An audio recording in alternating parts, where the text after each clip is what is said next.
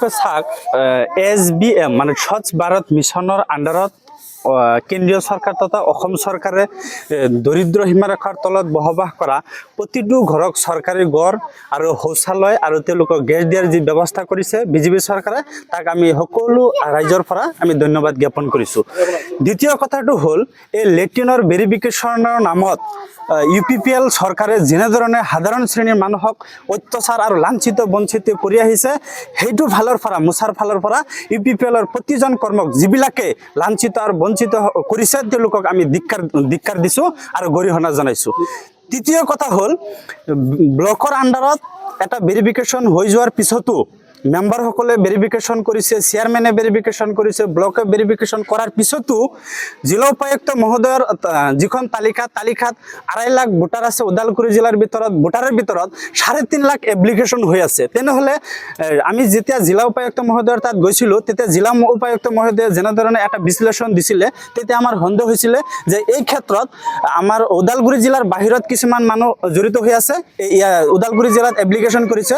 দ্বিতীয়তে 18 বছৰৰ তলত যিখিনি মানুহৰ ভোটাৰ লিষ্টত নাম উঠা নাই তেওঁলোকৰো এই এপ্লিকেশ্যন কৰা হৈছে। কিন্তু পৰিতাপৰ বিষয় UPPLৰ কেইজনমান নেতা ডাঙৰ নেতা বুকু ফুলাই তেওঁলোকে কৈ থাকে তেওঁলোকে হৎ আৰু ৰাজনীতি কৰি আছে, কিন্তু তেওঁলোকৰ পৰিয়ালৰ 18 বছৰৰ তলত 8 পৰা 16 বছৰৰ ভিতৰত বহুখিনি এপ্লিকেশ্যন তেওঁলোকে কৰিছে আৰু তেওঁলোকৰ প্ৰচেছটো চলি আছে। এই ক্ষেত্ৰত আমি তেওঁলোকক ধিক্কাৰ দিছোঁ আৰু ইমান চাক আজি সহমান পৰিয়াল ইয়াত একত্ৰিত হৈ লেট্ৰিনৰ বিষয়ে তেওঁলোকে প্ৰতিবাদ কৰিবলৈ ওলাই আহিছে। যোৱা আমাৰ 24 তাৰিখে জানুৱাৰীৰ 24 তাৰিখে এটা লেট্ৰিনৰ ভেৰিফিকেশ্যনৰ কৰাৰ পিছতে গাঁওবুঢ়াই যিখন লেট্ৰিন ভেৰিফিকেশ্যন কৰিছিল এই লেট্ৰিনৰ ভেৰিফিকেশ্যনৰ সময়ত গাঁওবুঢ়াই যে UPPLৰ কেইজনমান দালাল সকল লগত লৈ তেওঁলোকে যে ঘূৰিছিলে আৰু তাৰ যদি আমাৰ তথ্য আছে লগতে ভিডিঅ' ফুটেজো আমি দিব পাৰিম যদি গাঁওবুঢ়াই বিচাৰে আৰু যদি গাঁওবুঢ়াই অস্বীকাৰ কৰে। আমাৰ তাত ভিডিঅ' ফুটেজ আছে UPPLৰ কেইজনমান নেতা তেওঁলোকৰ লগত লৈ গাঁওবুঢ়াৰ লগত লৈ ঘূৰিছে। পৰিতাপৰ বিষয় এইখন এখন ডিব্বিচৰা গাঁও, সম্ভৱতঃ অসমৰ ভিতৰত আটাইতকৈ নিম্ন পিছপৰা গাঁও হ'লে এইখন ডিব্বিচৰা গাঁৱত আছে। ইয়াতো তেওঁলোকে UPPL দলে ৰাজনীতি কৰিছে। যেনেকৈ গাঁওবুঢ়া আমাৰ মংগল বসুমতাৰী ডাঙৰীয়া তেওঁ কাজিয়ামাটিৰ বাসিন্দা, যদিও পদ্মপুখুৰী আৰু ডিব্বিচৰাৰ বাসিন্দা নহয়, কিন্তু এই দুটা গাঁও এই গাঁওবুঢ়াৰ আণ্ডাৰত পৰি আছে। কিন্তু গাঁওবুঢ়া ডাঙৰীয়াই আমাৰ ইয়াতে তেওঁলোকে ভেৰিফিকেশ্যন কৰিবলৈ নাহি এদিনাখন শুক্ৰবাৰ দিন আছিল, এদিন 1 ঘণ্টাৰ কাৰণে আহি তেওঁৰ দুখটো সামৰি 2জন UPPLৰ দালালক তেওঁক ভেৰিফিকেশ্যন কৰিবলৈ দিলে আৰু সেই 2জন UPPLৰ দালালে প্ৰত্যেকজন ঘৰৰ পৰা 100 পৰা 500 টকা লৈছে, যিখিনি আপোনালোকে তেওঁলোকৰ মুখৰ পৰাই শুনিছে।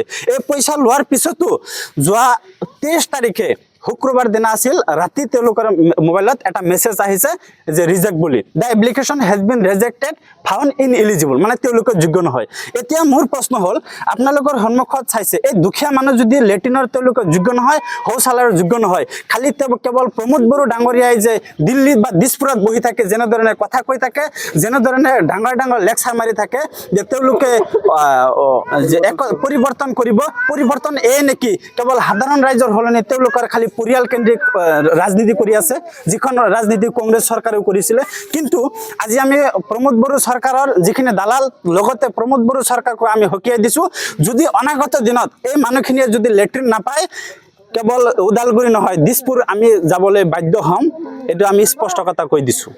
ইয়াতে দেখা পোৱা গৈছে এটা বৃদ্ধ মহিলা, এই মহিলাৰো কিন্তু কল্পনা হৈছে আপোনালোকে কৈছে বৃদ্ধ আৰু বিকলাংগ তেওঁলোকৰো কাটিছে, খালি কেৱল তেওঁলোকৰ পৰিয়ালকহে দিছে। আৰু যদি আপোনালোকৰ বিশ্বাস নহয় সিদিনাখন মই এটা লিষ্ট ৰাজহুৱা কৰিছোঁ, তাৰ বাকী লিষ্ট আছে, যদি তেওঁলোকে আমাৰ লগত প্ৰত্যাহ্বান কৰে তেতিয়া আমি গোটেই লিষ্টখন আমি ৰাজহুৱা কৰিবলৈ বাধ্য হ'ম।